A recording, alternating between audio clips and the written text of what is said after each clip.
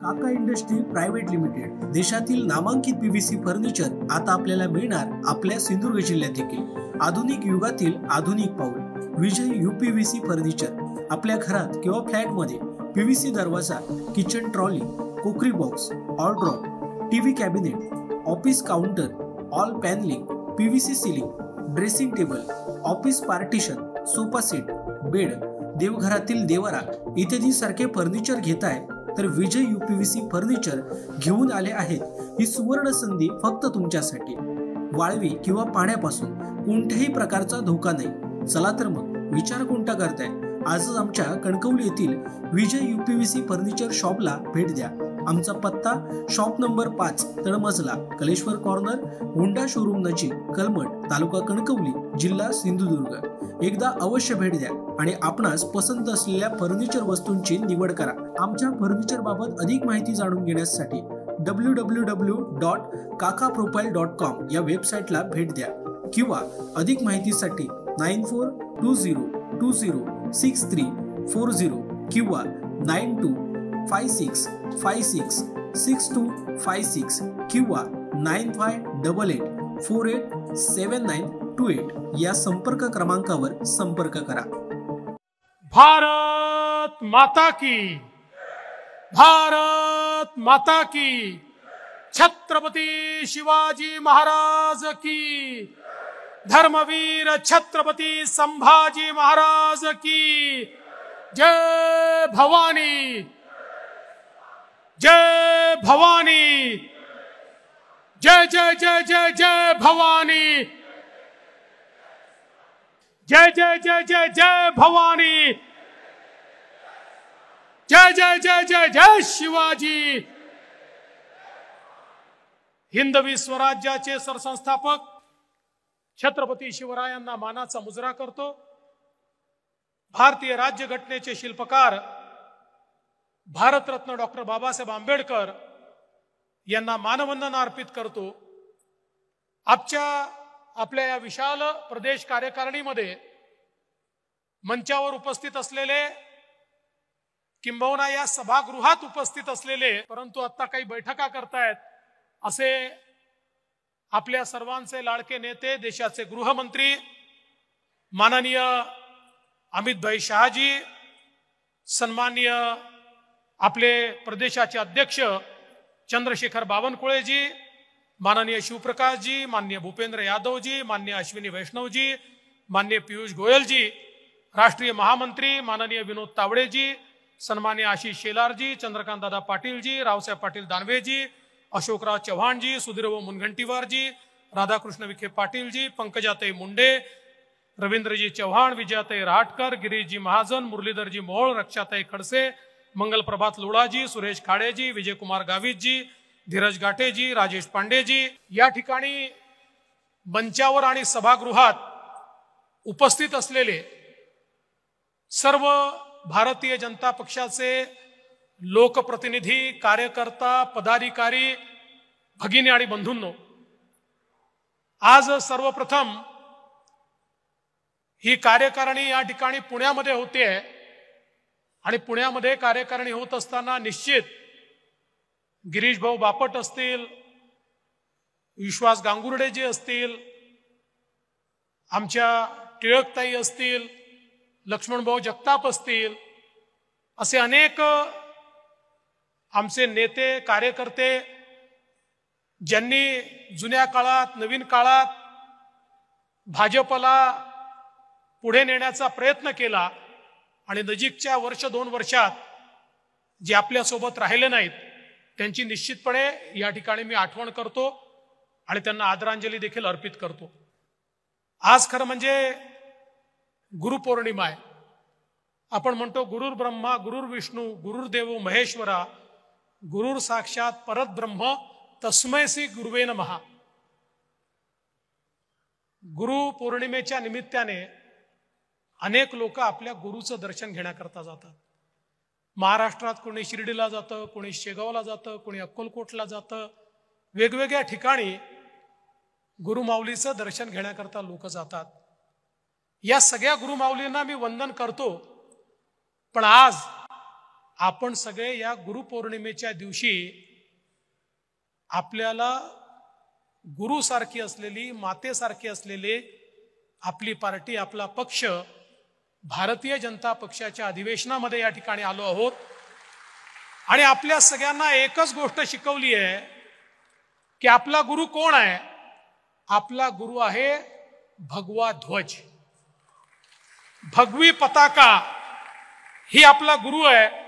आणि म्हणून ह्या परमपवित्र भगव्या ध्वजाला देखील आज या निमित्ताने मी वंदन करतो. कारण हा भगवा ध्वज छत्रपती शिवाजी महाराजांचा आहे, हा भगवा ध्वज प्रभू श्रीरामांचा आहे, हा भगवा ध्वज प्रभू श्रीकृष्णाचा आहे आणि हा भगवा ध्वज भारत मातेचा, अखंड भारताचा ध्वज आहे. आणि म्हणून या गुरुला या निमित्ताने मी खऱ्या अर्थानं नमन करतो. आपण जर बघितलं तर आता चातुर्मास सुरू होतोय आणि आपल्याला सगळ्यांना कल्पना आहे चातुर्मास म्हणजे तपश्चर्येचा मास असतो. संपर्क, संवाद आणि तपश्चर्या याकरता चातुर्मासाचा उपयोग करायचा असतो. आणि आपल्याला ह्या चातुर्मास संपर्क आणि संवादाचा मास करायचा आहे. आपल्याला ही समर्पणाचा मास म्हणून हा चातुर्मास या ठिकाणी साजरा करायचा आहे. मी आधीच सांगितलं या अधिवेशनाचं हे स्थान ऐतिहासिक आहे. एका दृष्टीने भारतीय जनता पक्षाकरता मागाशी आपले अध्यक्ष बावनकुळे साहेबांनी सांगितलं 2013ला याच ठिकाणी आपण असंच अधिवेशन घेतलं आणि 14ला पूर्ण बहुमताने निवडून आलो आणि आता पुन्हा इथेच अधिवेशन घेतोय. आणि मी तुम्हाला दाव्यानं सांगतो, आजची तारीख लिहून ठेवा. देवेंद्र फडणवीसनी म्हटलं होतं लिहून ठेवा, या विधानसभेनंतर पुन्हा एकदा महाराष्ट्रामध्ये महायुतीचंच सरकार निवडून येईल. ही पुण्यभूमी आहे. छत्रपती शिवरायांच्या पावन स्पर्शाने पुनीत झालेली भूमी आहे. हे शिक्षणाचं माहेरघर आहे, हे तंत्रज्ञानाचं माहेरघर आहे, हे समाज सुधारकांचं माहेरघर आहे. अशा या पुण्यातनं जो विचार निघतो तो गावागावापर्यंत पोचतो. आज भारतीय जनता पक्षाचा विचार पुन्हा एकदा गावागावापर्यंत पोचवण्याकरता आपण सगळे लोक या ठिकाणी आलो. आपल्याला कल्पना आहे आपण 2014ची निवडणूक लढलो, 19ची लढलो, 24ची लढलो. 14च्या निवडणुकीत लोकांचा निर्धार आपण बघितला. 19च्या निवडणुकीमध्ये लोकांचा पाठिंबा आपण बघितला आणि 24च्या निवडणुकीमध्ये देखील जनता आपल्या पाठीशी होती. आत्ताच या ठिकाणी माननीय रावसाहेब पाटील दानवे यांनी मोदीजींच्या अभिनंदनाचा प्रस्ताव मांडला. आशिषजींनी अत्यंत समर्थपणे त्या प्रस्तावाला समर्थन दिलं.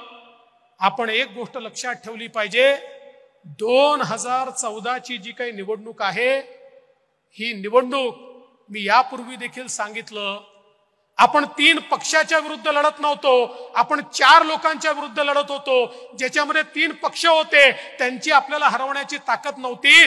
4था जो पक्ष होता तो होता फेक नरेटिव्ह, खोटा नरेटिव्ह, ज्याच्या विरुद्ध लढताना कुठेतरी आम्ही कमी पडलो. आणि म्हणून बावनकुळे साहेबांनी सांगितलंय खरं आहे, आम्ही जिंकतो नाही तर आम्ही शिकतो. आम्ही शिकलो. फेक नरेटिव्ह कसा तयार होतो, तो कोण तयार करतं याची माहिती आम्हाला आहे. आता फेक नरेटिव्ह खऱ्या नरेटिव्हने उत्तर देण्याची ताकद देखील या ठिकाणी आपण निर्माण करणार आहोत.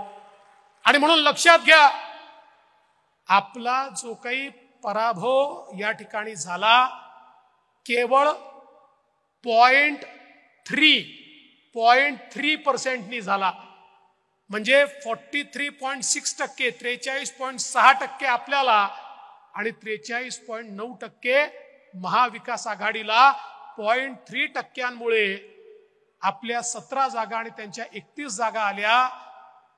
मगाशीच बावनकुळे साहेबांनी सांगितलं 12 जागा भारतीय जनता पक्षाच्या अशा आहेत, 12 जागा ज्या मात्र 3% कमी मतांनी त्या ठिकाणी पडल्या आहेत. 7 जागा अशा आहेत 2% कमी मतांनी पडल्या आहेत, 4 जागा अशा आहेत 1% देखील कमी मतांनी ज्या पडलेल्या आहेत. म्हणजे थोडी मेहनत करण्याची गरज आहे, थोडी मेहनत. कुठेतरी मी असं म्हणणार नाही आम्ही मेहनत केली नाही, मेहनत केली, पण त्याच वेळी जो फेक नरेटिव्ह तयार होत होता त्याला इफेक्टिव्ह उत्तर आम्ही देऊ शकलो नाही. या देशामध्ये जेव्हा जेव्हा आरक्षणाची सीमा संपली, भारतरत्न डॉक्टर बाबासाहेब आंबेडकरांनी आरक्षण एका विविक्षित काळाकरता दिलं होतं, ते आरक्षण संपलं, अटलजींचं सरकार होतं, अटलजींनी त्यावेळी आरक्षणाची सीमा वाढवण्याचा निर्णय घेतला. आज जे आरक्षण चाललेलं आहे, अटलजींनी घेतलेला निर्णय आणि त्यानंतर मोदीजींनी घेतलेला निर्णय, पुन्हा एकदा मोदीजींनी आरक्षणाची सीमा वाढवली. म्हणून या देशामध्ये आमच्या संविधानाने दिलेलं आरक्षण आजही सामान्य माणसाला मिळतं आहे. पण एक खोटा नरेटिव्ह तयार करायचा की हे निवडून आले तर हे आरक्षण रद्द करणार, हे संविधान बदलणार, अशा प्रकारचा फेक नरेटिव्ह हा मोठ्या प्रमाणात या ठिकाणी चालवण्यात आला. पण बंधू भगिनींनो, लक्षात ठेवा, जे खोटं असतं त्याचं वय मोठं नसतं, जे खरं असतं त्याचंच वय मोठं असतं. खोटं एखाद्या निवडणुकीत चालतं. यांचा विजय हा एखाद्या फुग्यासारखा आहे.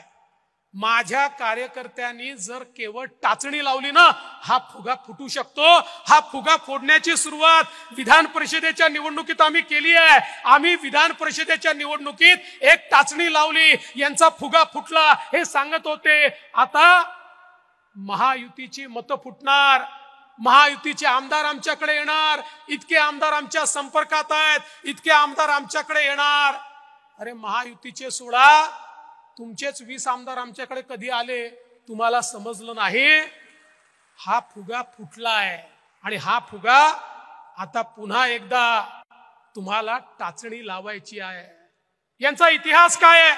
यांचा इतिहास योजना बंद करण्याचा इतिहास आहे. मगाशी बावनकुळे साहेबांनी सांगितलं, आपल्या सरकारच्या सगळ्या चांगल्या योजना यांनी बंद केल्या. जलयुक्त शिवार सारखी योजना असेल, मेट्रो सारखी योजना असेल, प्रधानमंत्री आवास योजनेसारखी योजना असेल, सगळ्या योजना यांनी बंद केल्या.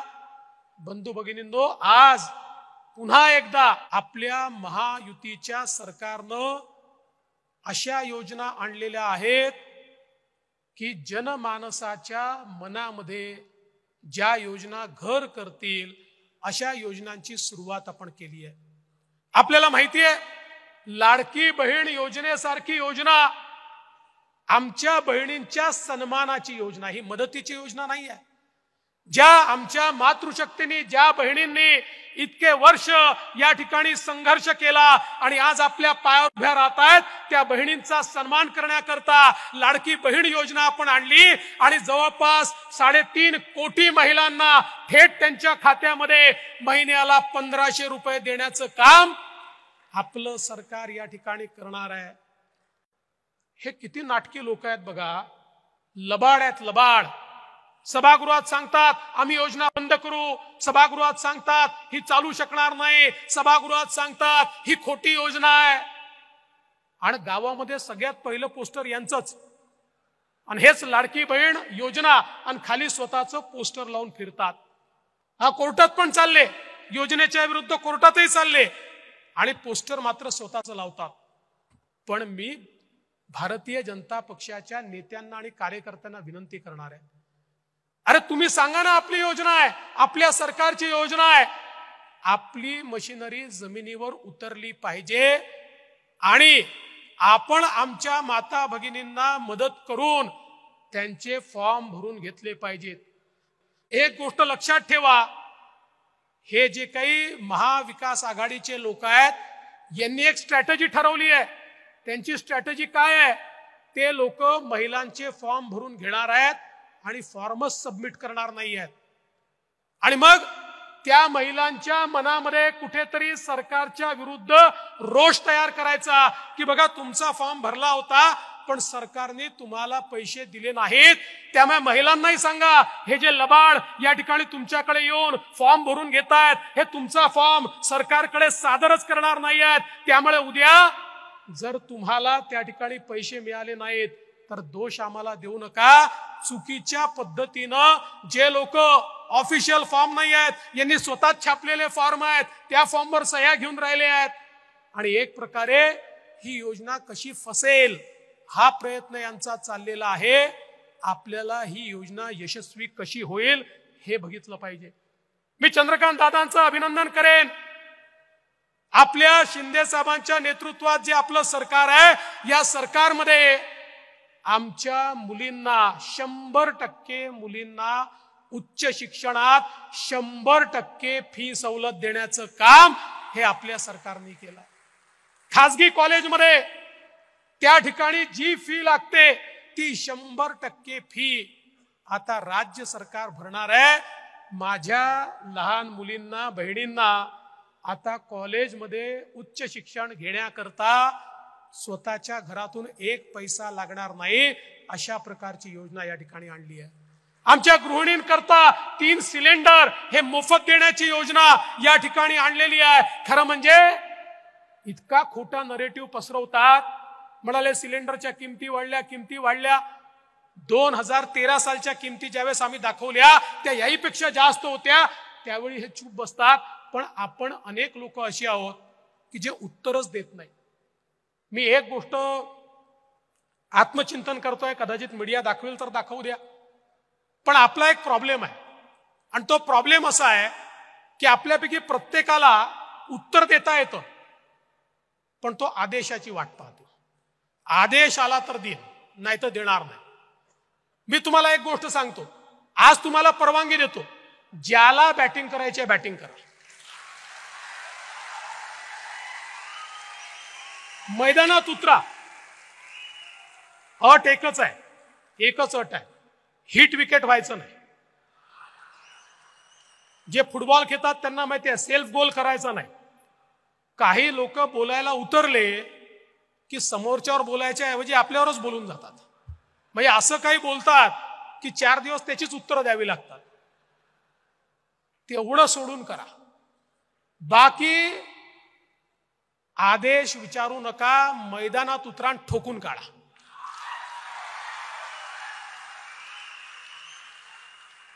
आणि तुम्हाला तर खोटं बोलायचंच नाहीये. बघा, खरं बोलायला विचार करावा लागत नाही, खोटं बोलायला खूप विचार करावा लागतो. त्यांना खोटं बोलायचं आहे, तुम्हाला खरं बोलायचं आहे. खोट्याला खऱ्याने उत्तर द्यायचं असेल तर विचार करावा लागत नाही. आणि मला विश्वास आहे तुम्ही सगळे उतरले पाहिजेत. आज बघा, शेतकऱ्यांना आपण वीज मोफत दिली, यापुढे शेतकऱ्यांना बिल लागणार नाही. लगेच यांनी विचारलं, मग काय तुम्ही जुने बिल देणार का? मग त्याचं काय होणार? मी स्पष्टपणे विधानसभेत सांगितलं, अरे कालपर्यंत आम्ही कोणाचं तरी जुनं बिल वसूल केलंय का? तर आता आम्ही जुने बिल वसूल करायला जाणार आहोत का? कोणाचंही जुनं बिल वसूल करणार नाही, कोणालाही नवीन त्या ठिकाणी बिल मिळणार नाही. शेतकऱ्यांना वीज मोफत म्हणजे मोफतच. आणि मला सांगितलं पाहिजे, आम्ही काही पैसे उडवायला बसलो नाहीये, योजना तयार केली. या देशातला हा इतिहास ठरेल की गेल्या 1.5 वर्षामध्ये आमच्या शेतकऱ्यांना 16,000 मेगावॅट वीज लागते, त्यातल्या 9,000 मेगावॅटला सोलरवर आणण्याचं काम आम्ही सुरू केलं आहे, जे 18 महिन्यात पूर्ण होईल. पुढच्या 3 महिन्यात उरलेल्या 7,000 मेगावॅटचं काम आम्ही सुरू करतोय.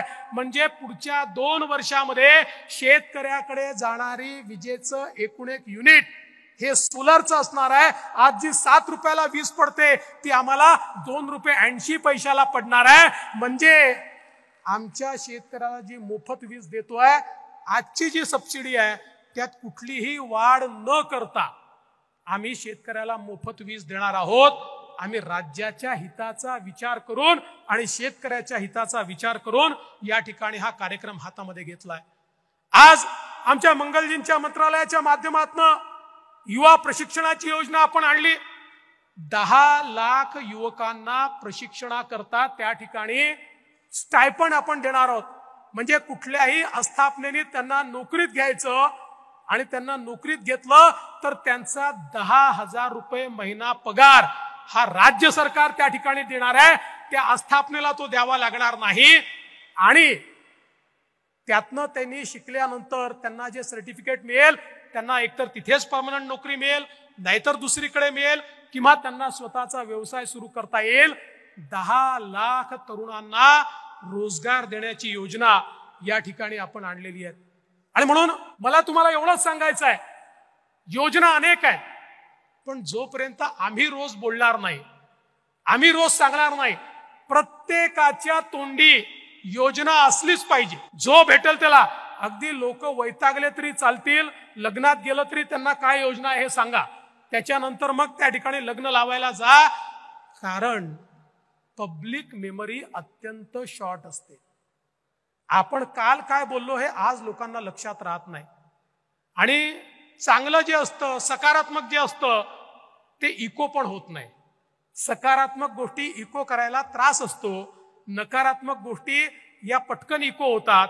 आणि म्हणून त्या दृष्टीने देखील आपल्याला निश्चितपणे मोठ्या प्रमाणात आता प्रयत्न करावे लागणार आहे. मी एक गोष्ट आपल्या लक्षात आणून देतो. बघा, ज्यावेळी हा सगळा फेक नरेटिव्ह चालला होता, आपल्यापैकी अनेकांच्या लक्षात आलं असेल, काही लोक, काही सोशल मीडियावरचे लोक हे त्या ठिकाणी आपल्या विरुद्धचा फेक नरेटिव्ह चालवत होते. एक लक्षात घ्या, हे छोटं षडयंत्र नाही आहे. ही या 4-5-10 लोकांची अवकात पण नाही आहे की एवढा मोठा इको ते करतील. याच्या पाठीमागे फार मोठं षडयंत्र आहे. आज ज्या प्रकारचे अल्गोरिदम्स या ठिकाणी तयार करून आणि हे सगळं लोकांपर्यंत खोटं पोचलं पाहिजे अशा प्रकारचं षडयंत्र झालं. हे काही मुठभर लोकांच्या बसचा रोग नाही आहे. याच्या मागे त्या शक्ती आहेत, ज्या शक्तींना असं वाटतं भारत मजबूत नाही झाला पाहिजे, ज्या शक्तींना वाटतं मोदीजी प्रधानमंत्री राहिले तर हा देश जगामधला सर्वोत्तम देश होईल. ज्यांना हे माहिती आहे की मोदीजींसमोर आता आपला देश टिकाव धरू शकणार नाही, अशा अनेक प्रवृत्ती एकत्रित आल्या आहेत. आणि या प्रवृत्तींनी या ठिकाणी या देशामध्ये परिवर्तन व्हावं म्हणून मदत केली आहे. हे षडयंत्र देखील हळूहळू बाहेर येत आहे. आणि म्हणून आज ज्या प्रकारच्या लढाईला आपण सामोरं जातो, ठीक आहे, त्यांनी त्यावेळी केलं, आम्ही बेसावध होतो, पण मी तुम्हाला एवढं निश्चितपणे सांगतो, आता तेवढीच ताकदीची तयारी आपण देखील केली आहे. आता चिंता करण्याचं कारण नाही आहे. फेक नरेटिव्हला थेट नरेटिव्हने उत्तर देण्याची ही सगळी इकोसिस्टीम आपण तयार करतो. पण तुमच्याकडनं अपेक्षा आहे, पुन्हा तुमच्याकडनं अपेक्षा आहे, भारतीय जनता पक्षाचे कार्यकर्ते किती आहेत, पदाधिकारी किती आहेत. म्हणजे असं सांगतायत की एकदा स्वातंत्र्यवीर सावरकरांनी असं म्हटलं होतं की सगळे भारतीय थुंकले तरी देखील इंग्रज वाहून जातील. असं आपल्यापैकी प्रत्येकाने रोज एक जरी पोस्ट केली ना तरी देखील फेक नरेटिव्ह संपून जाईल, एक पोस्ट. पण दुर्दैवाने, आणि परत मोकळ्यापणाने बोलतो, मला माफ करा, आमचे लोकप्रतिनिधी देखील करत नाही. आज लोकप्रतिनिधींचे हँडल बघा. अरे बाबांनो, लक्षात घ्या, लढाई जमिनीवर लढतोय आपण, पण त्याच सोबत ही लढाई टेक्नॉलॉजीची झाली आहे, त्याचसोबत ही व्हर्च्युअल झाली आहे. तुमच्या विरुद्धचा खोटा नरेटिव्ह लोकांपर्यंत टेक्नॉलॉजीने पोहोचवलेला आहे. त्याला जर तुम्ही उत्तर दिलं नाही तर तुम्ही जमिनीवर मेहनत करावीच लागेल, ती करतोच, श्रम आहेतच, पण त्याच्यासोबत याचंही उत्तर जर आपण दिलं नाही तर आपण याचा मुकाबला करू शकणार नाही. बंधू भगिनींनो, मला विश्वास आहे की तुम्ही सगळ्यांनी जर गांभीर्याने घेतलं तर एक मोठं परिवर्तन या ठिकाणी निश्चितपणे होऊ शकतं. आज खरं म्हणजे राज्यामध्ये एक विचित्र अशा प्रकारची स्थिती आहे. ही अशी स्थिती आपण राज्यात कधीच बघितली नव्हती. समाजामध्ये एक मोठी दुफळी तयार झाली आहे. अनेक समाज एकमेकांसमोर उभे आहेत आणि दुर्दैवाने या राज्यातल्या काही नेत्यांना असं वाटतं की हे समाज एकमेकांसमोर उभे राहिले तरच आपण निवडून येऊ शकतो, म्हणून त्याच्यामध्ये पेट्रोल टाकण्याचं काम काही राज्यकर्ते करतायत.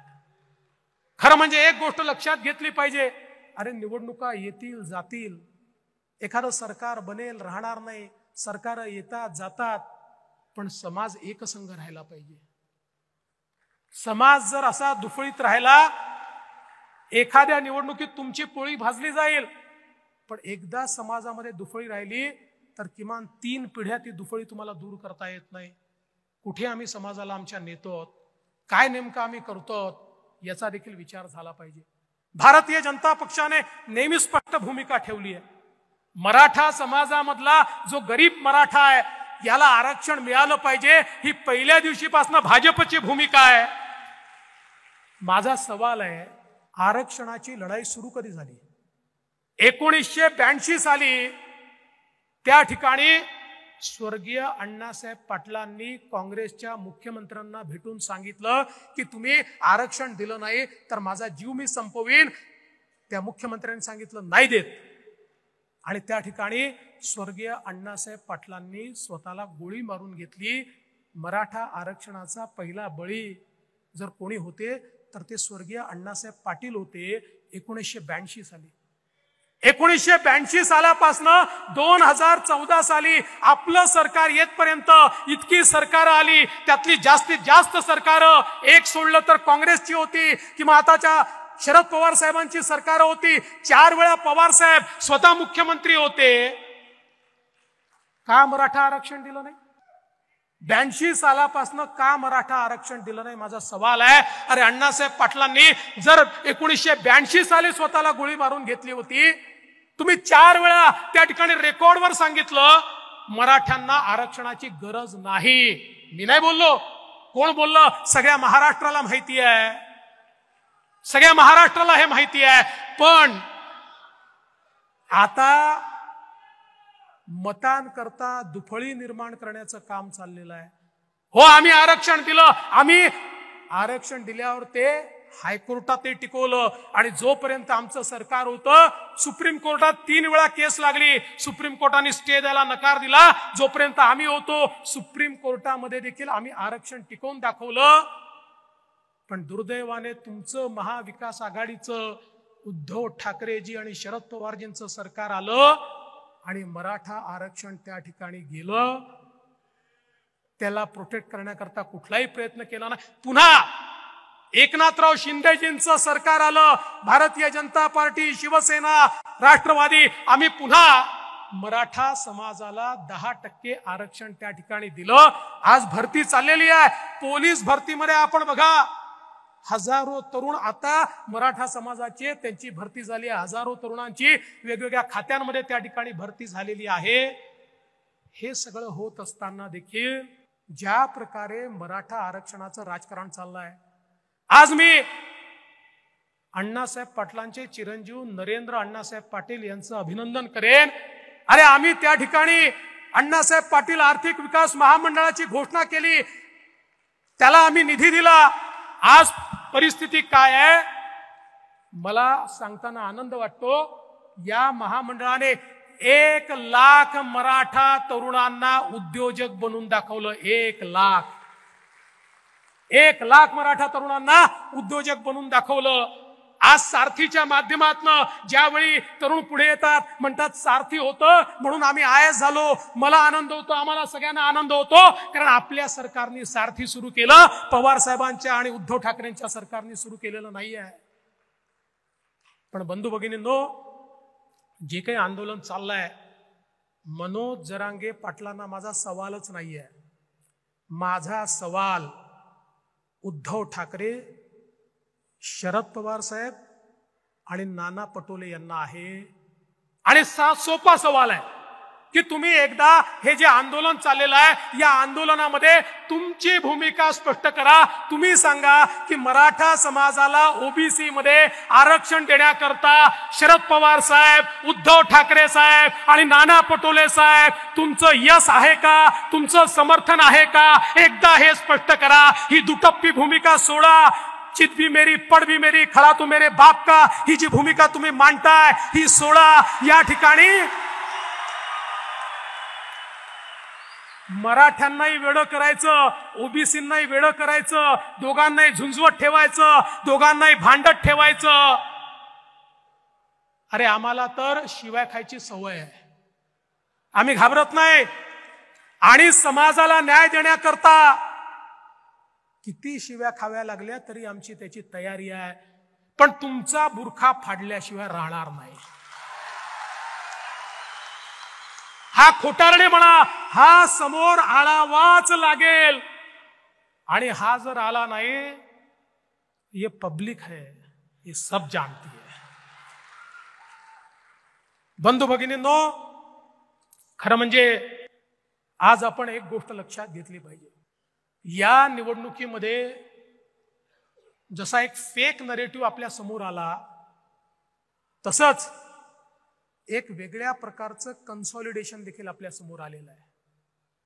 भारतीय जनता पक्षाने कधी जाती धर्माचा विचार केला नाही. आमचं जे हिंदुत्व आहे हे व्यापक हिंदुत्व आहे. भारतीय जनता पक्षाच्या हिंदुत्वामध्ये कुठल्याही पूजा पद्धतीला स्थान आहे. भारतीय जनता पक्षाने जे हिंदुत्व मांडलं याच्यामध्ये आम्ही कधीही कोणाला एक्सक्लूड केलेलं नाही आहे. या भूमीला जो आपली जन्मभूमी मानतो, कर्मभूमी मानतो, आणि या देशाची मानक, मग प्रभू श्रीराम असतील किंवा छत्रपती शिवाजी महाराज असतील, ही मानक जो आपली मानक मांडतो, असा कुठलाही व्यक्ती, जात असो, धर्म असो, पूजा पद्धती असो, तो कुठेही त्या ठिकाणी पूजा करणारा असो, असा प्रत्येक व्यक्ती हिंदू आहे हे मानणाऱ्यांपैकी आम्ही आहोत. पण त्याच वेळी या ठिकाणी हिंदूंना दहशतवादी म्हणण्यात येत आहे. काल परवा विशाळगडाची घटना झाल्यानंतर शिवप्रेमींना दहशतवादी म्हणण्यात येत आहे. आज संसदेमध्ये राहुल गांधी म्हणतात हिंदू म्हणजे हिंसा. हे खपवून घेणार आहोत, खपवून घ्यायचं. आमचा संकुचित विचार नाही आहे, पण आम्हाला एक गोष्ट निश्चितपणे माहिती आहे, या देशामध्ये जेव्हा जेव्हा हिंदू निर्बल झाला, जेव्हा जेव्हा हिंदू दुर्बल झाला, त्यावेळी हा देश गुलामगिरीत गेला. अरे छत्रपती शिवरायांनी 18 पगड जातींना एकत्रित केलं आणि हिंदवी स्वराज्याची स्थापना केली. छत्रपती शिवाजी महाराजांनी धर्मात भेद केला नाही, पण त्याच वेळी त्यांना हे माहिती होतं की जोपर्यंत या ठिकाणी हिंदवी स्वराज्याची स्थापना होणार नाही, तोपर्यंत मोगली आक्रमकांकडनं मी माझ्या रयतेला वाचवू शकणार नाही. या ठिकाणी खोटं बोलून स्वतःच्या मनाची समजूत तुम्ही काढू शकता, पण सत्य हे स्वीकारावं लागतं. आणि पुन्हा एकदा जे आम्हाला धुळ्याच्या लोकसभेत पाहायला मिळालं, जे आम्हाला वेगवेगळ्या लोकसभेत पाहायला मिळालं, आज जागे झाला नाहीत ना, उद्या जागा होण्याची संधी पण मिळणार नाही.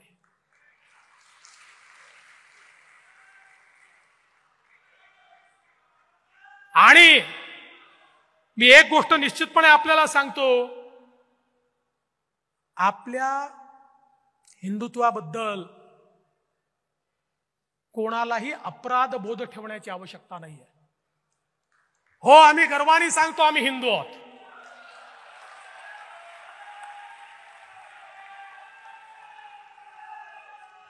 आणि हिंदुत्व म्हणजे सहिष्णुता आहे. या देशाने, या हिंदूंनी दाखवून दिलं, जगभरातनं ज्या लोकांना त्या ठिकाणी बाहेर काढलं, त्या सगळ्यांना जागा देणारा हाच हिंदुस्थान होता. आज ते सगळे या देशामध्ये गुण्या गोविंदाने राहत आहेत. अरे पाकिस्तानपेक्षा मुस्लिम समाज या हिंदुस्थानात अधिक चांगल्या प्रकारे राहतोय, कारण या ठिकाणच्या हिंदू समाजाने कधीच भेदभाव केला नाही. पण याचा अर्थ आमचं अस्तित्व संपवण्याचा प्रयत्न कोणी करणार असेल तर ते देखील या ठिकाणी सहन केलं जाणार नाही, हे देखील आपण लक्षात घेतलं पाहिजे. आणि म्हणून लक्षात घ्या, एक गोष्ट लक्षात घ्या, प्रभू श्रीराम ज्यावेळेस लढत होते, एक वेळ अशी आली रावणाचा निपात होतच नव्हता, पण प्रभू श्रीरामांनी रणांगण सोडलं नाही, ते प्रयत्न करत राहिले. आणि शेवटी बिभीषणाने खरी गोम सांगितली, रावणाच्या नाभीमध्ये बाण मारा, रावणाचा निपात होईल. आजचा रावण कोण आहे? आजचा रावण फेक नरेटिव्ह आहे. त्याच्या बेंबीत बाण मारला की पुन्हा सत्तेमध्ये आपण त्या ठिकाणी परत येऊ.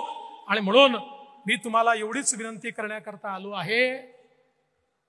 फार कमी 2 लाख मतांचा फरक आहे. 2 लाख. अरे 2 लाख मतं तर ज्या दिवशी आम्ही लाडकी बहीण योजना घोषित केली ना त्याच दिवशी वाढले. ज्या दिवशी यांचा फेक नरेटिव्ह सांगितला त्याच दिवशी त्याच्या चौपट मतं आपले त्या ठिकाणी वाढले आहेत. आणि म्हणून खरं म्हणजे मला मोहत असल्यामुळे एक कविता मी या ठिकाणी आणली आहे जी आपल्या सगळ्या कार्यकर्त्यांकरता आहे. असे जगावे दुनियेमध्ये आव्हानाचे लावणी अत्तर, नजर रोखून नजरेमध्ये आयुष्याला द्यावे उत्तर. नको गुलामी नक्षत्रांची, भीती आंधळी ताऱ्यांची, आयुष्याला भिडतानाही चैन करावी स्वप्नांची. असे दांडगी इच्छा ज्याची, मार्ग तयाला मिळती 70. असे जगावे दुनियेमध्ये आव्हानाचे लावणी अत्तर, नजर रोखून नजरेमध्ये आयुष्याला द्यावे उत्तर. असा आयुष्याला उत्तर देणारा कार्यकर्ता हा आज आपल्याला या ठिकाणी तयार करायचा आहे. अरे मोदीजींनी जो भारत तयार केलाय हा मागे वळून पाहणारा भारत नाही आहे. हा 5 ट्रिलियन इकॉनॉमी पूर्ण करतोय. हा 7 ट्रिलियन इकॉनॉमी कडे चाललाय. 25 कोटी गरिबांना गरिबीतनं बाहेर काढलेला आहे. हा भारत कोणी या ठिकाणी थांबवू शकत नाही. अशा प्रकारची अवस्था आहे. आणि म्हणून आज कार्यकर्त्यांकडनं माझी एकच अपेक्षा आहे. बघा थोडं मनमोकळं बोलतो. आपली देखील अनेक वेळा कुजबूज होते. ती काही चूक नाही आहे. नवे जुने असा वाद होतो, तो थोडा बहुत होत असतो. पण एक गोष्ट सगळ्यांनी लक्षात ठेवली पाहिजे. हा पक्ष का घडला? या पक्षामध्ये वर्षानुवर्ष काम करणारे 90% कार्यकर्ते असे आहेत, 90% ज्यांना हे माहिती आहे आम्हाला जीवनामध्ये काहीच मिळणार नाही, तरी ते काम करतात. कारण ते व्यक्तीकरता काम करत नाहीत, ते विचारांकरता काम करतात. ते व्यक्तीकरता काम करत नाहीत, ते विचारांकरता काम करतात. बघा छत्रपती शिवरायांच्या विचारांना आपण सगळे मानतो. आणि महाराजांनी कधी एक पाऊल पुढे टाकलं, कधी एक पाऊल मागे घेतलं, कधी मान, कधी अपमान, कधी तह, कधी सलगी, सगळ्या गोष्टी केल्या. पण ध्येय एकच होतं. काय ध्येय होतं? हिंदवी स्वराज्याची स्थापना. एकच ध्येय होतं. आज आपण देखील अनेक गोष्टी केल्या आहेत. वेगळ्या परिस्थितीमध्ये सरकार तयार केलं, वेगवेगळे मित्र सोबत जोडले. काहींना आवडलं असेल, काहींना आवडलं नसेल. पण लक्षात ठेवा या ठिकाणी केवळ सत्ता मिळवणं एवढा आपला उद्देश नव्हता. या महाराष्ट्रामध्ये ज्यावेळी आमच्या सामान्य कार्यकर्त्यावर अत्याचार होत होता, या महाराष्ट्रामध्ये सामान्य महाराष्ट्रातल्या जनतेवर कोविडच्या काळामध्ये भ्रष्टाचार त्या ठिकाणी होत असताना अत्याचार होत होता, त्यावेळी आपण हे परिवर्तन घडवलं. आणि परिवर्तन घडवताना बाळासाहेब ठाकरे सद्य हिंदू हृदय सम्राट यांच्या विचारांवर चालणारे, खऱ्या अर्थानं त्यांच्या विचाराचं प्रतिनिधित्व करणारे एकनाथराव शिंदेजी यांना आपण सोबत घेतलं. नंतरच्या काळामध्ये अजितदादांना देखील आपण सोबत घेतलं. हे खरं आहे. त्या राष्ट्रवादी सोबत आपण खूप संघर्ष केला. त्यामुळे अनेकांना असं वाटलं ज्यांच्याशी संघर्ष झाला आता त्यांच्याशी सलगी कशी करायची. पण ध्येय ज्यावेळेस स्पष्ट असतं त्यावेळी त्या ध्येयाकडे जाताना कधी 2 पावलं पुढे टाकावे लागतात, कधी 2 पावलं मागे टाकावे लागतात, कधी तह करावा लागतो, कधी सलगी करावी लागते. त्यामुळे एवढं लक्षात ठेवा, देवेंद्र फडणवीसला सागर बंगला मिळाला किंवा तो मिळावा याकरता हे सरकार आपण आणलेलं नाही आहे. तर माननीय आपले प्रधानमंत्री मोदीजी ज्या प्रकारे देशाला पुढे नेतायत त्या त्यांच्या वाटचालीमध्ये महाराष्ट्र त्यांच्या सोबत राहायला पाहिजे. म्हणून हे परिवर्तन या ठिकाणी आपण सगळ्यांनी केलं आहे. आणि म्हणून आपल्या मनामधले किंतु परंतु काढून टाका. मला रोज 100 SMS येतात आणि इतके सल्ले देतात लोक. जो काम करतो त्यांनी सल्ला दिला पाहिजे, त्याला तो अधिकार आहे. पण अलीकडच्या काळात सल्ले देणारे वाढले आहेत. काम करणाऱ्यांपेक्षा सल्ले दोनच गट आहेत, दोन वेगवेगळे आहेत. काही लोक फक्त सल्लेच देतात आणि काही लोक कामच करतात. सल्ले जरूर द्या, पण सल्ला देत असताना आपण काय करतोय? सगळं नेत्यांनी करावं असं नाही आणि सगळं कार्यकर्त्यांनी करावं असं देखील नाही. आपल्याला सगळ्यांना एकजुटीनं या ठिकाणी समोर यावं लागेल. आणि म्हणून तुम्हाला माझी विनंती आहे, आमच्याकडनं काही चुका घडल्या असतील, असू शकतात, काही चुका निश्चितपणे झाल्या असतील, त्या चुका तुम्ही पोटात घातल्या पाहिजेत, कारण आम्हीही तुमच्यासारखे कार्यकर्ते आहोत. हे पद मिळालं म्हणून आम्ही मोठे नाही झालो, आम्ही पण कार्यकर्ते आहोत. पण नुसत्या चर्चा करायच्या, नुसतं त्या ठिकाणी निगेटिव्ह बोलायचं, असा जो कारभार काही लोक करतात, त्यांना हात जोडून विनंती आहे, जे लोक निष्ठेने काम करतायत किमान त्यांच्या मनामध्ये विष कालवण्याचं काम करू नका. आजही हा पक्ष निष्ठावंतांच्या भरोशावर उभा आहे, जे निष्ठेने उभे आहेत, जे कुठल्याही परिस्थितीत पक्षासोबत उभे आहेत, अशा लोकांच्या भरोशावर उभा आहे. आणि मी तर सांगतो, एखाद्या निवडणुकीमध्ये कमी जागा मिळाल्याचा फायदा काय असतो माहिती आहे? खरा पक्षासोबत कोण आहे हे आपल्याला त्यातनं समजतं. जेव्हा जिंकतो तेव्हा सगळे सोबत असतात, पण एखाद्या निवडणुकीमध्ये कमी जागा मिळाल्या की मग अनेकांचं जे वागणं असतं त्यातनं खरा पक्षाचा कोण आणि कोण नाही हे आपल्या लक्षात येतं. आणि म्हणून माझी तुम्हाला एवढीच विनंती आहे की आपल्या सगळ्यांना एकजुटीनं सामोरं जायचं आहे. आत्मविश्वास ठेवा. या ठिकाणी जर आपण विपरीत परिस्थितीमध्ये, फेक नरेटिव्ह मध्ये, ज्या ठिकाणी आपल्या लक्षातच आलं नाही की असा नरेटिव्ह आहे, अशाही परिस्थितीमध्ये त्या ठिकाणी केवळ 2 लाख मतांनी फक्त मागे आहोत. मी तुम्हाला विश्वासानं सांगतो, आपण मागच्या निवडणुकांमध्ये भाजप म्हणून या ठिकाणी 1.5 कोटी मतं सातत्याने घेत आलो आहे. यावेळी 1.25 कोटी मतं आपण घेतल्याशिवाय राहणार नाही. आणि महायुती म्हणून अधिक. अनेक कार्यकर्ते विचारतात, मग सांगा मुख्यमंत्री कोणाचा होणार? मग मुख्यमंत्री कोण होणार? तुम्हाला आजच सांगतो, मुख्यमंत्री महायुतीचाच होणार. यानंतर कोण मुख्यमंत्री, काय मुख्यमंत्री हा प्रश्न विचारू नका. हा प्रश्न डोक्यातनं काढून टाका. आज हा प्रश्न आपल्या समोर नाही. आपल्या समोर एकच लक्ष आहे. ज्याप्रमाणे अर्जुनासमोर माशाचा डोळा एकमेव लक्ष होतं, तसं आपलं एकच लक्ष आहे, पुन्हा या महाराष्ट्राची सेवा करण्याकरता आपलं सरकार स्थापन करणं. आणि त्याकरता वाटेल ती किंमत कार्यकर्ता मोजायला तयार आहे. अशा मानसिकतेतनं जर आपण पुढे गेलो तरच मला असं वाटतं की ही निवडणूक आपण निश्चितपणे जिंकू शकू. आणि म्हणून एक भक्कम संकल्प घेऊन आपल्याला जायचं आहे.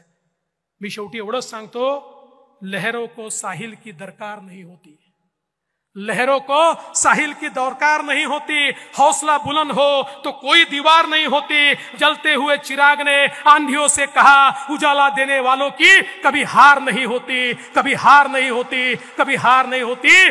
आपण जिंकणार ही मानसिकता घेऊन जा. या ठिकाणी आजचा दिवस लिहून घ्या.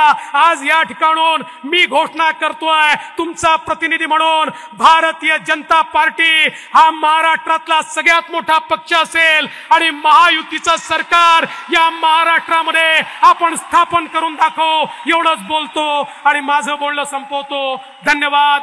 जय हिंद, जय महाराष्ट्र, जय शिवराय. उभं राहू, सर्वांनी उभं राहून टाळ्या. धन्यवाद देवेंद्रजी. राजेश पांडे भोजनाबद्दल काही सूचना देतील. बरोबर 2:45ला ही सभा सुरू होईल. माननीय अमित भाई आपल्याशी संवाद करणार आहेत. माननीय राजेश पांडेजी जरा सूचना देतील जेवणाच्या व्यवस्थेबद्दल. सर्वांनी जरा सूचना. एक घोषणा देवेंद्रजींसाठी जोरात. देवेंद्रजी तुम आगे बढ़ो, देवेंद्रजी तुम आगे बढ़ो. सगळ्यांना महत्वाची सूचना आहे. भोजन झाल्यानंतर लगेच माननीय अमित भाई शहा यांचं मार्गदर्शन आहे. तेवढं शेवटचं सेशन आहे. भोजनासाठी 3 गट केलेले आहेत. इकडच्यांनी डाव्या बाजूला जायचंय, मागच्यांनी मागे जायचंय आणि उजव्या बाजूला या बाजूला जायचंय. बरोबर 45 मिनिटाचा भोजन ब्रेक आहे. आणि पुढे जे सगळे बसलेले आहेत आमदार, खासदार, केंद्रीय पदाधिकारी, माजी खासदार, प्रदेश पदाधिकारी आणि जिल्हा अध्यक्ष यांनी या उजव्या बाजूच्या दरवाजाने बॅक साईडला स्टेजचे यायचंय, त्या ठिकाणी त्यांचं जेवण असणार आहे. कृपा करून 45 मिनिटात बरोबर सगळ्यांनी परत यायचंय. भारत माता की